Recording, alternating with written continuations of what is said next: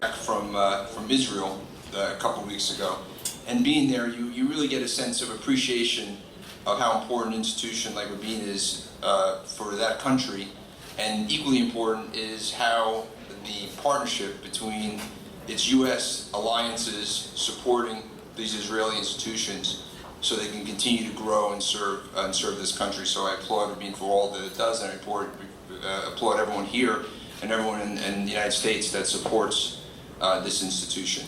I'm also quite honored to actually have a fellow as wonderful and articulate and said such wonderful things as Dr. Gazoo. Thank you so much for honoring my name. Whoever made that donation, I truly appreciate it. It's very, very meaningful, and probably one of the more meaningful elements of the night for me. So thank you, and good luck with that.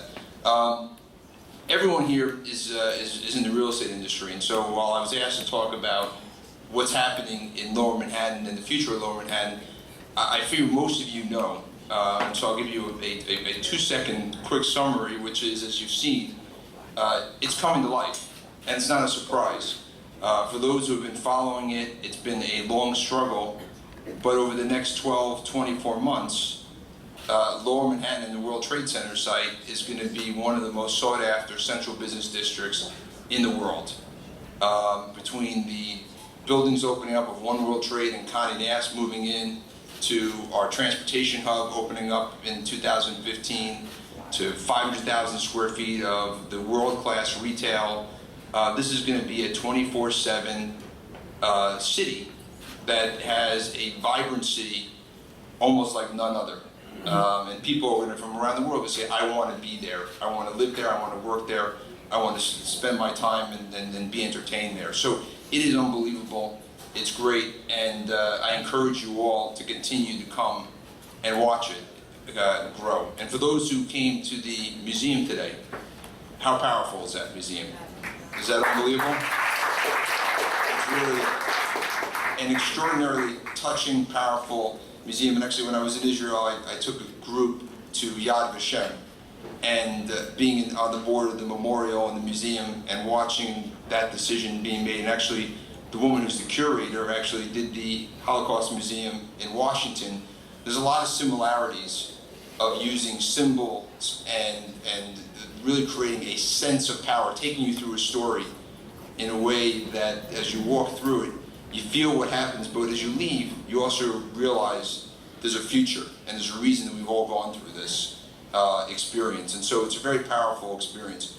What I thought I'd try to share with you today, though, is that as you think about this site, it's defined so many lives in the past.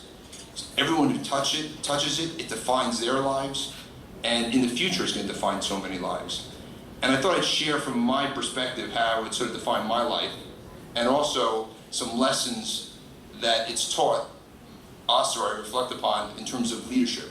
And as we go forward, what we learned from watching this atrocity to it now coming back alive to this wonderfully dynamic World Trade Center site.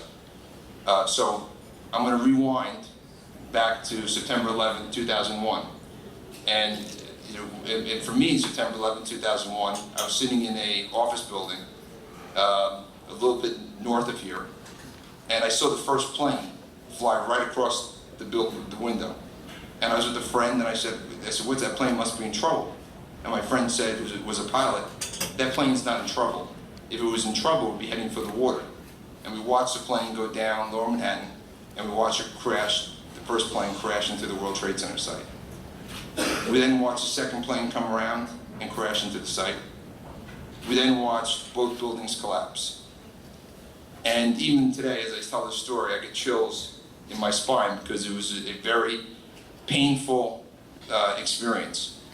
And I remember leaving the building and starting my trek back uptown, because you couldn't get there any other way. And everyone's covered in soot, and there's confusion. There's F-15s flying through the air.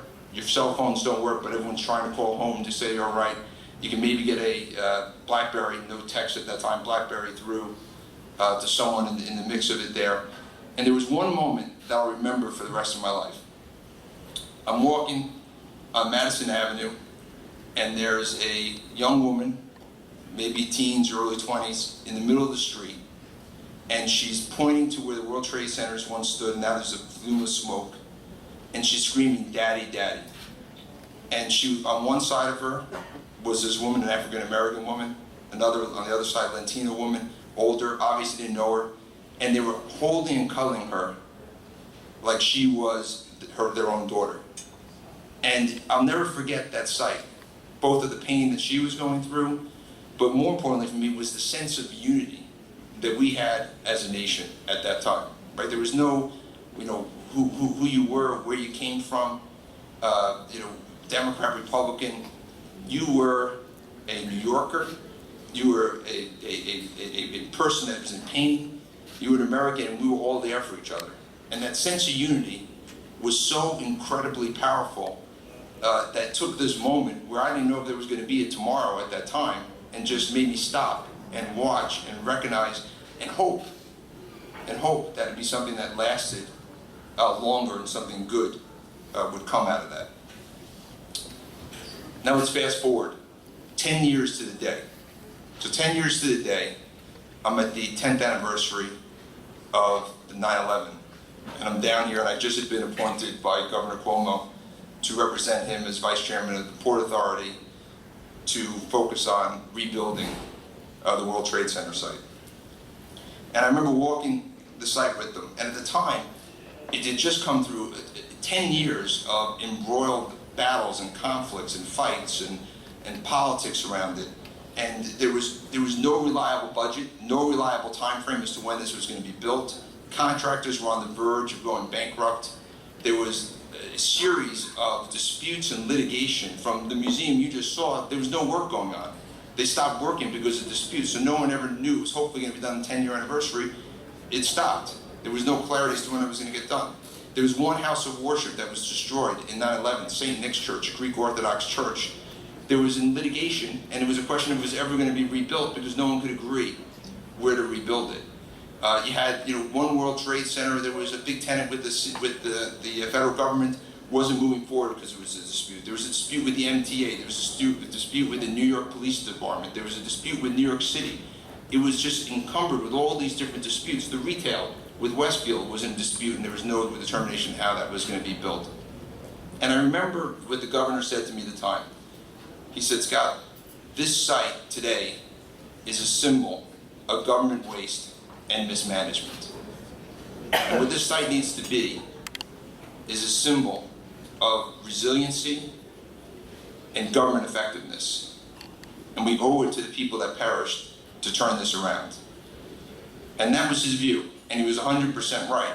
And that's what it was. And the good news today, as you saw, it's changed. All those litigations, it's all been resolved. It's all moving forward. It's all going to get done because of the efforts that everyone had made in moving that forward.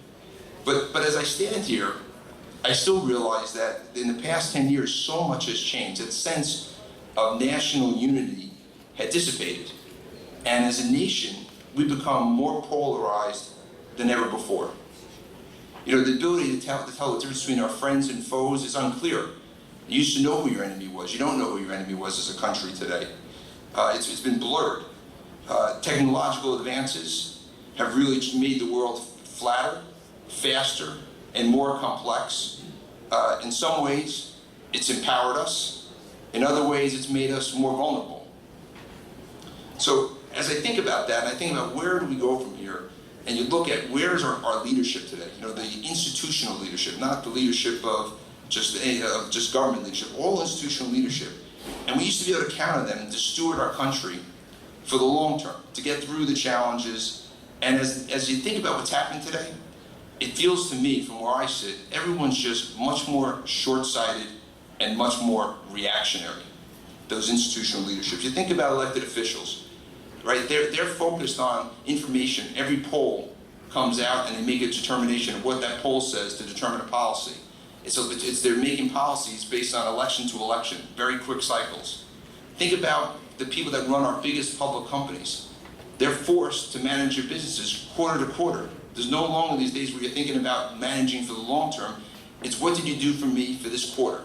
And that's how they're driving their businesses. the public in general, all of us, we're forced to think headline between headline, right? What's headline news tell us? What's CNN tell us? We're not out there today thinking about the more difficult things. It's interesting. Information is greater than ever before. We have transparency is out there, with everything you do, but things are less clear. And we're not necessarily reciprocating and taking the time to take all that information and digest it. We're just instead gobbling up these headline news and letting our lives move forward in that way. So, we can no longer rely on big government. We can no longer rely on big business or big national agendas to lead our country to the greatness it had in the past. But I think as I look at this site and I think about things, the future for us is going to be focused on grassroots leadership. It's going to be incumbent on all of us. That's the big difference. The difference is in today's environment with technology, with where things have evolved, we can make the difference. And it's incumbent for us to say we are going to be the stewards that are going to think long term. We are going to take the time to just not have the information flow our way, but to digest it and determine what it means and move forward with it. We're going to take the reins of leadership and say we can make a difference and we will make a difference as we go forward. Justice Louis Brandeis had a line that I think says it well. It says, the most important political office is that of the private citizen. So the most important political office is that of the private citizen. And I think that's right, more today than ever before. And when you think about this site in many ways is symbolic of that individual leadership that I'm referring to. The individuals that were here the day of the day of the attacks. First, you had all the first responders that came down in groves and selflessly ran into these buildings that were up in flames, not caring about themselves or their families, but just who can they save. You had people like the co-workers that you maybe saw stories about today when you were in the museum, who were busy trying to bring down their co-workers and go back up trip after trip to go save people rather than save themselves. And you saw the story, I'm sure, with the red bandana, the young man with the red bandana who did that time and time again. And then there's the tens of thousands of people that converged on the site in the hours and days after the attacks, first to try to find survivors, and then to go through a 9-month recovery mission. And they worked tirelessly, again, knowing that there's things in the air that could hurt their lungs, that they could be sick, but they didn't stop. And for 9 months, they cleared this site to prepare it for where we are today. That's the family of the victims, which I spent a lot of time with them through my time with the 9/11 Memorial Board. And these people, in the midst of grieving, they came together and they said, we are going to come together, we're going to support each other, but at the same time, we're going to make sure that it's never forgotten what happened. And that they're the big driver of the emotion, of the pulse and the heartbeat of what this Lower Manhattan is all about. And in the museum you saw today are those family members. And lastly, it's the thousands of men and women that come to work on this site every day. These are unbelievable people that have been working here for 10 years. These people come to work not like it's a job. For them, it's a mission. They're here, in the cold, in the middle of the night, whatever it has to be, they'll be here working. It's a mission of national pride. And I'll tell you a story. I remember Superstorm Sandy. For those who were here, major storm. We had 150 million gallons of water flood this site. 150 million gallons of water. Many of our workers lived in Far Rockaway, Staten Island. Their houses were flooded. They had no electricity. Some even caught fire. But I was here that next morning, and these guys were working through the night, pumping the water out. Some stayed here 3 to 5 days, never left, while their families were still at home dealing with their own challenges. Because they knew intuitively that's the leadership they needed. That's what they were supposed to do, was to go make sure that they preserved and restored this site. And it was at a point of real danger of being permanently damaged. And they did it. And we actually had this place pumped out in 5 days. And we were back open and with lights on in 10 days. And that's the inspirational, innate leadership that I'm talking about. It's again, men and women that know what they should be doing in those circumstances. And so I want to share 3 lessons, personal lessons that I've learned myself as part of building the Trade Center and part of the Port Authority. And I think the three important lessons of leadership that you can translate to a lot of different things that you do in life. The first thing is think long-term, but take life one day at a time. Think long-term, but take life one day at a time. Think in years, decades, and generations, not in days, months, or quarters. But at the same time, recognize life doesn't always move in a straight path. Watching this site get built, there's no plan that hasn't gone like this. But things happen for a reason, and sometimes you got to step back and let nature take its course. And a great example of that is, we're busy on the Trade Center and we're fighting to try to get it done, and there's battles back and forth and negotiations going on. If the Trade Center, if the Memorial Museum was actually built on schedule, every artifact you saw today would have been destroyed in Superstorm Sandy. And instead, it got delayed. Superstorm Sandy happened. We regrouped. The artifacts weren't there.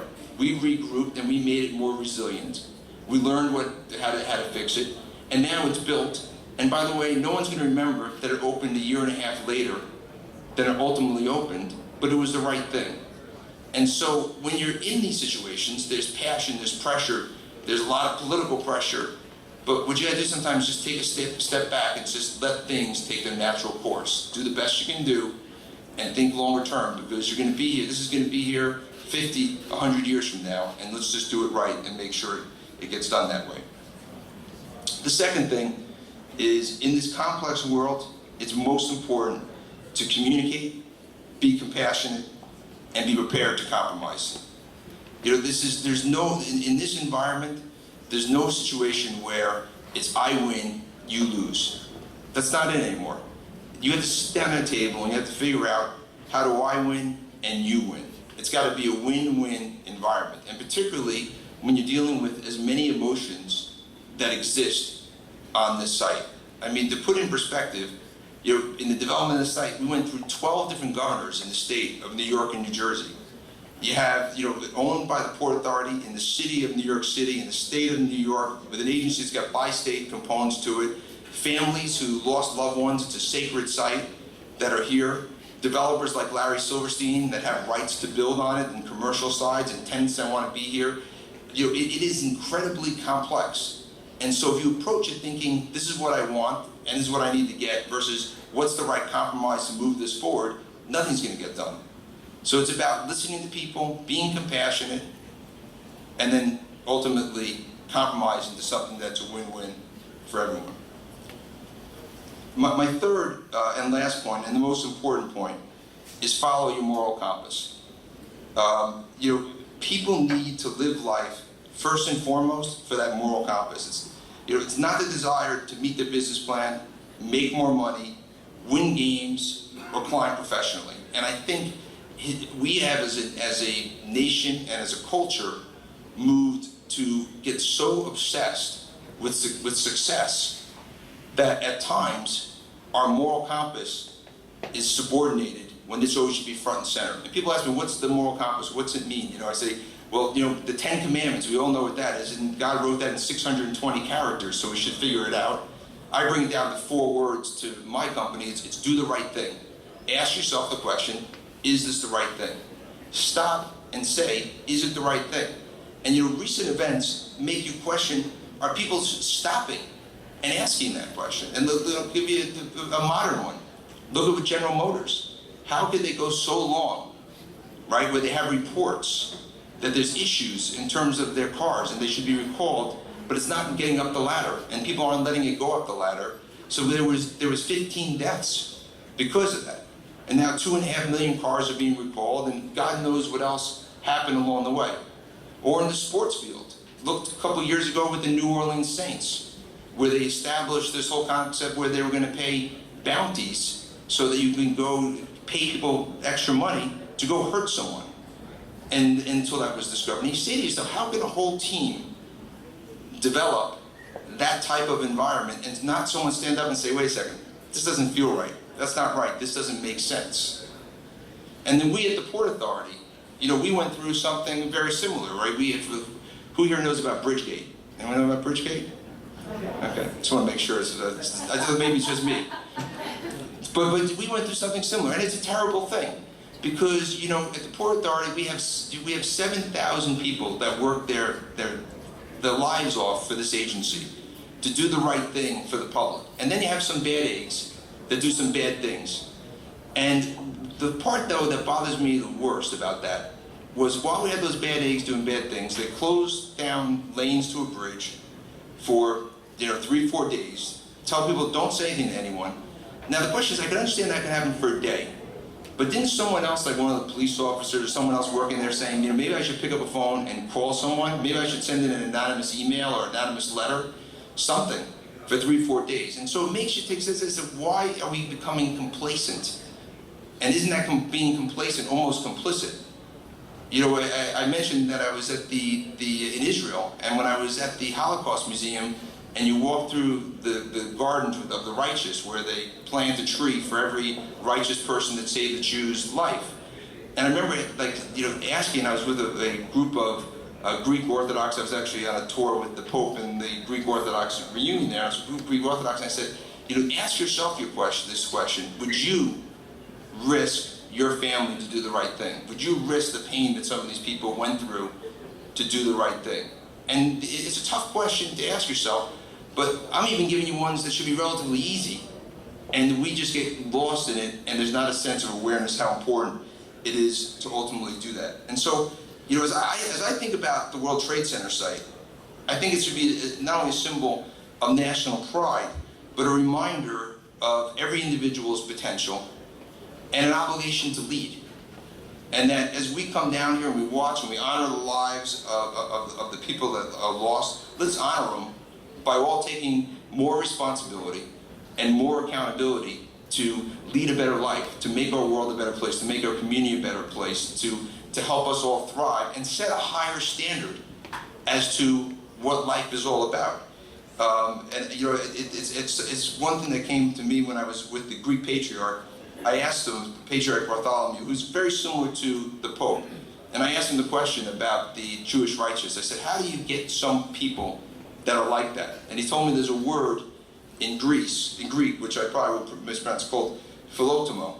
And he said it's the only word that defines this sort of holistic sense of character. And it's someone who lives life with honor and respect and appreciation of the past and appreciation of what the future holds and their family reputation and their name. And to him, he said, this is, I said in Jews, I said, we call it mensch. He said, no, it's more than mensch, it's philotomo. So we all should live that life. That should be our standard, and we should do it in honor of the people that perished and the people that had dedicated their lives to making the World Trade Center site in Lower Manhattan as vibrant as it's going to be in the future. So thank you. I'll take any questions anyone might have.